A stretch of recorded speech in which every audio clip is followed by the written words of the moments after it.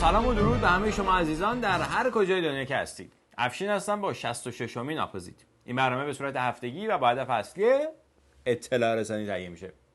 در برنامه این هفته میزان دلسوزی مسئولین سنجیده میشه و بدین جهت در برنامه این هفته ابتدا به وین میرویم تا از روند مذاکرات هسته‌ای مطلع شویم، سپس اظهار نظر برخی از مسئولان را در این زمینه میشنویم.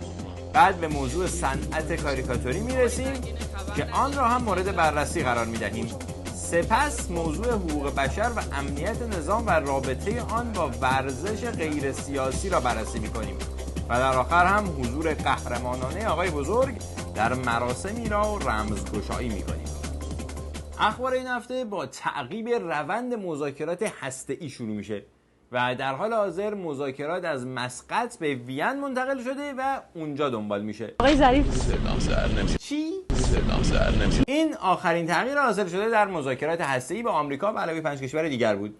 برادر ارزشی دیپلمات ولایت مدار آقای دکتر محمد جواد ظریف که در آمریکا تحصیل کردند، ثانیه‌هایی بعد از اینکه اعلام کردند که صداشون در نمیاد، به زور خبرنگاران لب به سخن گشودند. نتایج امروز لطفاً بفرمایید. بسم الله الرحمن الرحیم. صحبت‌های خوبی داشتیم، تصمیم گرفتیم که در روزهای آینده چطور کارو پیش ببریم. دیگه بقیه‌اش بستگی داره به میزان اراده سیاسی برسن به نتیجه. طبق معمول صحبت‌های خوبی داشتن. اصلا مگه میشه وقتی یه دیپلمات نظام مقدس میره سر میز مذاکره صحبت‌های بدم داشته باشن؟ خلاصه تنها 6 روز مانده به پایان مهلت تعیین شده برای رسیدن به توافق نهایی، تازه تصمیم گرفتن در روزهای آینده چطور کارو پیش ببرن. اما آخرش جمله‌ای رو خیلی همچین یواشکی گفتن که فهمیدنش یه خورده سخت بود. دیگه بقیه‌اش بستگی داره به میزان اراده سیاسی برسن به نتیجه. میزان اراده سیاسی برای رسیدن به نتیجه. آقای ظریف نگفتن که میزان اراده سیاسی ما یا میزان اراده سیاسی اونا. یعنی یه جورایی میشه استنباط کرد که منظور ایشون میزان اراده سیاسی طرفین بوده. یعنی اینکه چقدر طرفین واقعا میخوان به نتیجه برسن یا نرسن. بنابراین برای اینکه از میزان اراده طرفین سر در بیاریم، بعد بریم پای صحبت‌های رئیس جمهورهای طرفین. ایران تلاش‌های خودش رو انجام داده، تعامل‌های لازم رو انجام داده، تعدیل‌های لازم رو در خواست‌های خودش مد نظر قرار داده. امیدواریم از این فرصت باقی مونده کشورهای 5+1 به ویژه آمریکا که گاهی در بعضی از صحبت‌ها دنبال زیادخواهی‌های ناحق و نابجا و نادرست هست، در مسیر درست همه قرار بگیرن. پس ایران یعنی نظام مقدس تلاش‌های خودش رو انجام داده، دیگه بقیه‌اش مربوط میشه به اونا، به خصوص آمریکا. پرسش که اکنون وجود داره اینه که آیا ما خواهیم تونست این شکاف نهایی رو پر کنیم تا اونها بار دیگه بتونن وارد جامعه بین‌المللی بشن؟ تحریم ها به تدریج کاهش پیدا کنه و ما نیز تضمین های قابل راستی آزمایی و محکم در اختیار داشته باشیم که اونها نمیتونن سلاح هسته‌ای تولید کنن. هنوز شکاف بزرگی وجود داره، شاید هم ما قادر نباشیم به اونجا برسیم. پس آمریکا هنوز تضمین قابل راستی آزمایی از نظام مقدس مبنی بر منصرف شدن از ساخت بمب نگرفته. برای همین هنوز شکاف بزرگی وجود دارد. چرا اونا نمیتونن این تضمین ها رو بگیرن؟ آقای شمخانی دبیر شورای عالی امنیت ملی یعنی جانشین آقای سعید جلیلی در این زمینه توضیح می‌فرمایند. یعنی قبول نمی‌کنیم به هیچ عنوان که یک صنعت هسته‌ای کاریکاتوری نمایشی یا یک صنعت هسته‌ای با حیات نباتی داشته باشیم. یعنی الان که صنعت هسته‌ایمون کاریکاتوری نیست، مثلا چه نفعی به مردممون میرسه؟ یک نیروگاه 1000 مگاواتی بیش از 10 میلیون بشکه در سال صرف جویی استفاده از سوخت‌های مایع میکنه که خودش قریب 1 میلیارد دلار ارزش داره. پس صنعت هسته‌ای صلح آمیز غیر کاریکاتوری ما به ازای هر نیروگاه هسته‌ای حدود 1 میلیارد دلار در مصرف سوخت صرفه‌جویی میکنه یا سود تولید میکنه و این در حالیه که ساخت هر نیروگاه هسته‌ای به طور متوسط 5 سال طول میکشه با کلی هزینه ساخت، خیلی بیشتر از اون 1 میلیارد دلار. ولی از اونجایی که مسئولین نظام مقدس خیلی به فکر مردم ایران در هدر ندادن منابع ملیشون هستن، در طول 12 سال گذشته تمام این تحریم‌ها رو به جون و دل مردم ایران البته خریدن تا این صنعت یک صنعت کاریکاتوری نباشه. حالا با هم یک سری میزنیم به بخشای صنعتی و غیر صنعتی دیگه تا ببینیم مسئولین دلسوز نظام در اون بخش‌ها چقدر غیر کاریکاتوری و واقعی عمل کردند. وزیر نفت چند وقت پیش اعلام کرد نیسان هم مثل پیکان باید بره تو موزه. ما یک کاری رو داریم دنبال میکنیم در قالب بند قاف که با این شرکت تولید کننده این نیسان‌های وانت‌های نیسان 2 تن مسکه صحبت کنیم که تولید اینا رو متوقف بکنن. مثلا بنزین خیلی بالاست و غیر قابل قبوله. وانت‌های نیسان 40 سال پیش که هنوز کارخونه سایپا با همون تکنولوژی 40 سال پیش تولیدشون میکنه. برای همینم مصرف سوختشون به طور سرسام‌آوری بالاتر از استاندارد روز مصرف سوخت برای همچین خودروییه. آقای زنگنه خبر ندارین که نیسان این ماشین خوشرنگ و با سابقه ما تازه یورو 4 رو هم پاس کرده و حالاها قراره تو جاده ها بتازه. پیکان و خودروهای نیسان خب جزو این نوع خودروها بودن که تکنولوژی شاید مربوط به 40-45 سال پیشه. البته پژو پرایت هایی هم که در ایران تولید میشن تکنولوژیشون مربوط به 20-25 سال پیشه. حالا شما تعداد واندد نیسان ها، پیکان ها، پژو ها و پرایت هایی که در سطح شهر و روستا ملاحظه می‌فرمایید رو ضرب در میزان غیر استاندارد بودن اونها فقط از لحاظ مصرف سوخت بفرمایید تا متوجه بشین چقدر سوخت در کشور صرفه‌جویی نمیشه و به هدر داده میشه. مطمئناً بیشتر از 1 میلیارد دلار در ساله. سردار مؤمنی ابراز امیدواری کرده دستگاه‌های مسئول هر چه زودتر به سریال مهلت دادن به خودروسازها پایان بده. امیدواریم دستگاه نظارتی مثل سازمان محیط زیست و مثل استاندارد عنایت بیشتری داشته باشند. سال 90 میباز کلیه خودروها با استاندارد یورو 4 تولید میشدن. از سال 90 تا کنون همچنان مهلت‌های متعدد واقعا شایسته نیست. موضوع آلودگی هوا بسیار جدی است. خودروسازهایی که سردار مؤمنی می‌فرمایند سرمایه‌داران خودساخته یا تاجران موفق و خوشفکری که به خودروسازی رو آورده باشن نیستن ها.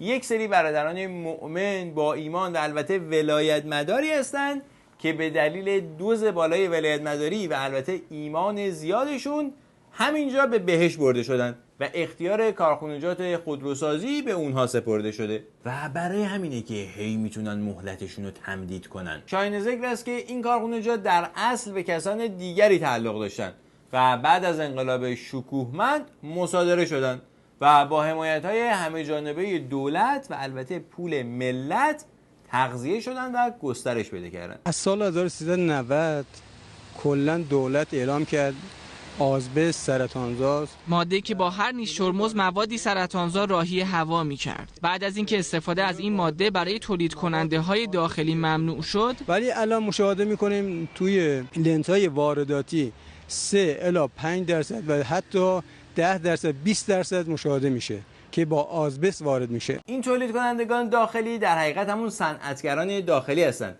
که زیاد رابطه‌ای با حلقه قدرت ندارند و به همین دلیل به قانون احترام گذاشتن و لنت ترمز آزبستدار تولید نکردن.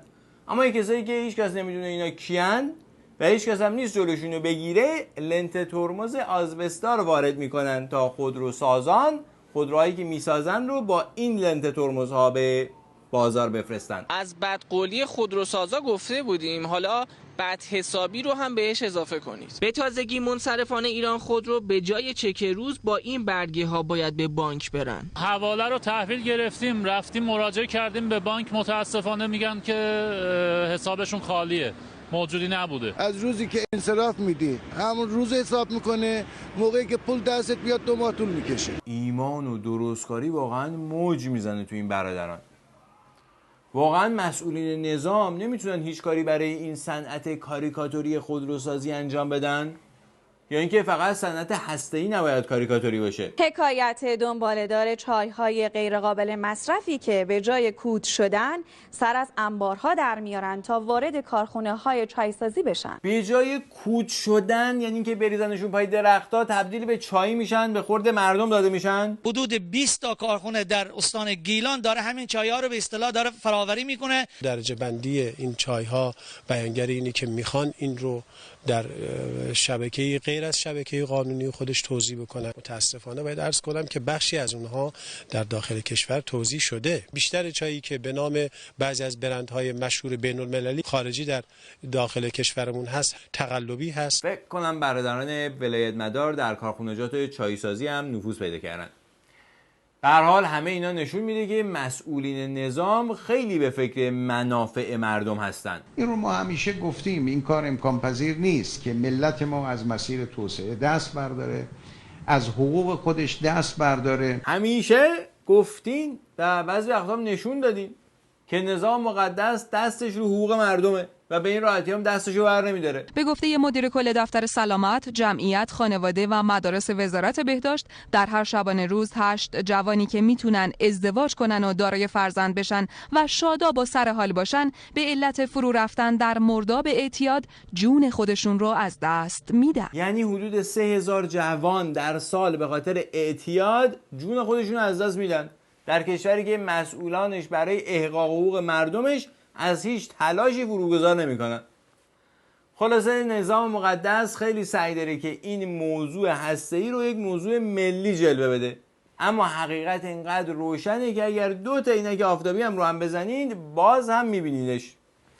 اما در این بازار داغ اظهار نظر راجع به توافق هسته‌ای، قاضی القضات کشور هم اظهار نظر فرمودند. این معنا نداره که امروز فرض بفرمایید تحریم ها رو تا بردارن یا تا یه حدی بردارن و فردا دوباره بگن از جهت موشک های بالستیک که دارید ما اینها رو تحریم برای شما وضع میکنیم. این کار غیر منطقی و غیر معقولی است. اگر ما بپذیریم چنین فرصتی را، باید طوری تضمین گرفته بشه که به هیچ وجه دیگه تحریم جدیدی از هیچ ناحیه‌ای، نه فقط بحث هسته‌ای، از هیچ ناحیه‌ای بر کشور تحمیل نشه. بگذاریم که ایشون رئیس مستقل قوه مستقل قضایی هستند و اظهار نظر در سیاست خارجی هیچ ربطی به تخصص ایشون نداره، ولی این تأکید ایشون که باید تضمین گرفت که از هیچ ناحیه دیگه‌ای تحریم جدیدی اعمال نشه دلیل خاصی داره. کمیسیون حقوق بشر سازمان ملل قطعنامه حقوق بشر کانادا علیه ایران رو تصویب کرد. یعنی یک بار دیگه قطعنامه‌ای بر علیه ایران به دلیل نقض حقوق بشر تصویب شد و نقض حقوق بشر هم در ارتباط مستقیم با قوانین جاری کشور، یعنی قوه ایشون.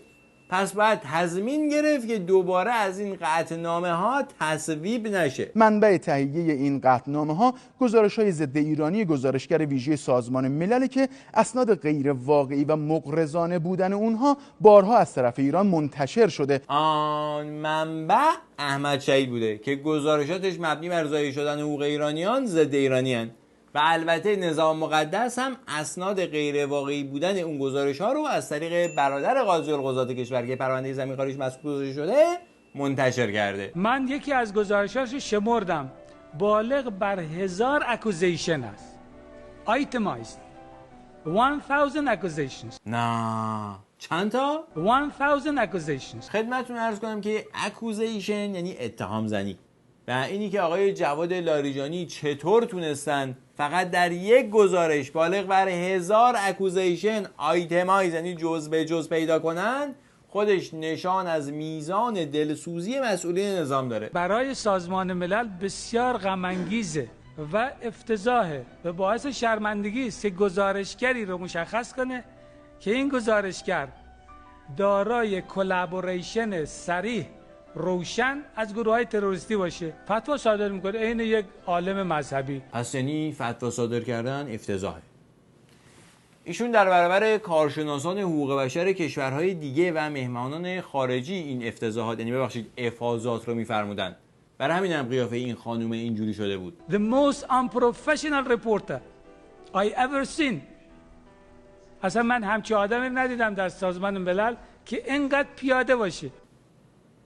که اینقدر چی باشه؟ که اینقدر پیاده باشه. یکی از the most professional یا همون حرفه‌ای ترین کارشناسان حقوق بشر جهان آقای جواد لاریجانی در حضور مهمانان خارجی و خبرنگاران اصطلاح چاله میدونی از خودشون صادر میکنن. اما برگردیم به همون موضوع حقوق بشر یا نقض حقوق بشر. یکی از مصادیق نقض حقوق بشر این روزهای ایران که در گزارش احمد شهیدم نبود، موضوع خانم قنچه قوامیه. در حالی که رسانه‌های ضد انقلاب تلاش می‌کنند دستگیری فردی به نام قنچه قوامی رو به حضور وی در ورزشگاه مرتبط کنند، اما امروز دادستانی تهران با رد قاطع این موضوع اعلام کرده قنچه قوامی علاوه بر این که سابقه بازداشت داشته، در فعالیت‌های تبلیغی علیه نظام هم مشارکت داشته و ضمن ارتباط با دستاندرکاران شبکه ماهواره باره‌ای از جمله BBC در تجمعات ضد نظام حضور داشت. نظام مقدس الان 3-4 ماهه که این خانم رو دستگیر کرده و صداش هم در نیاورده. اما بعد از اینکه با واکنش‌های جامعه جهانی روبرو شد و احتمالاً از مجبور کردن خانم قوامی به معذرت خواهی کردن یا اعتراف کردن به اشتباهشون ناامید شد، خودش مجبور به پاسخگویی شد.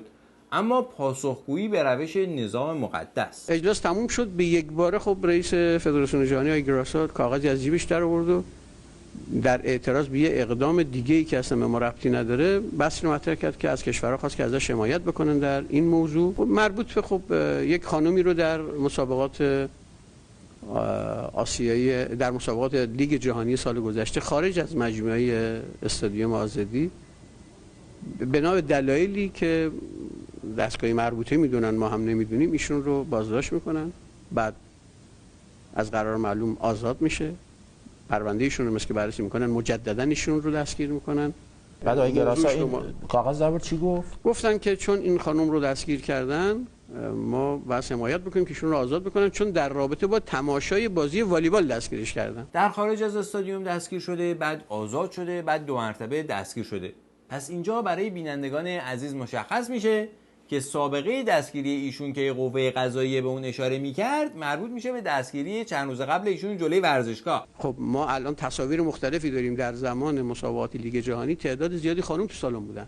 بله، تو اون بازی هم بودن. چه هواداران تیم ها، هواداران تیم برزیل، هواداران تیم لهستان، هواداران تیم ایتالیا و تعداد زیادی دیگه خانم، چه کادر اجرایی که بودن، چه خبرنگاری که بودن و چه تعداد زیادی از خانواده‌ها که توی سالن حضور داشتن. اصل این موضوع که یک خانومی رو برای تماشای والیبال دستگیر کردن حرف غلطی است. البته ما هم تصاویر زیادی داریم که نشون میده شما خانم‌های ایرانی رو به ورزشگاه برای تماشای بازی راه نمیدادین، مگر اینکه با پرچم‌های برزیل و لهستان یا ایتالیا وارد می‌شدن، یعنی خودشون رو به عنوان تماشاچی برزیلی یا لهستانی جا می‌زدن. سرتون رو کردین زیر برف، حقیقت و وارونه نشون میدین. بعد میخواین مردم هم بهتون اعتماد کنن؟ کی میخواین دست از این رفتارتون بردارین؟ جالبه اونهایی که مدام میگن سیاست رو با ورزش دخیل نکنید، حالا درباره یک مسئله کاملا داخلی ایران که به گفته مراکز مسئول مربوط به مسائل امنیتیه، حق والیبالیست های ما رو میخورند. واقعا جالبه. هر وقت نظام مقدس به نفعش باشه، ورزش باید سیاسی باشه. هر وقت به نفعش نباشه، نباید سیاسی باشه. اما جالبتر از اون اینه که جامعه جهانی بالاخره تصمیم به مقابله با این روش رو گرفته. البته یه بهونه دیگه هم گرفتن که خانم‌ها رو راه بدین به سالن والیبال. اینها ظاهراً از مسائل داخلی ایران بیخبرن، چون همین دیشب در اولین شب لیگ والیبال خانم‌ها جزو تماشاگرها بودن. و احتمالاً شما هم توی کشور دیگه گزارشگر ورزشی هستی، چون ورود خانم‌ها به ورزشگاه برای تماشای والیبال ممنوع بود و از همون شب 2 مرتبه آزاد شد.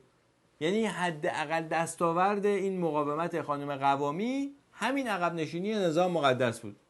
اما شما آقای علی رضویان، این خانم میتونست یکی از بستگان خودت باشه.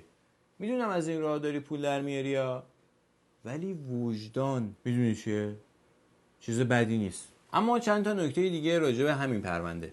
اول اینکه خانم قوامی دقیقاً به همین دلیل اعتراض به راه ندادن خانم‌ها به استادیوم برای تماشای والیبال دستگیر شده بود. عکساش هم موجوده. دوم اینکه از لابلای صحبت‌های رئیس فدراسیون والیبال مشخص شد که سابقه دستگیری ایشون هم مربوط به همین اعتراض به راه ندادن خانم‌ها به استادیوم بوده.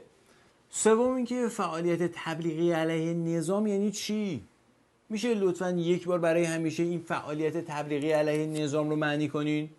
تماس داشتن با BBC جرمه؟ تبلیغ علیه نظامه؟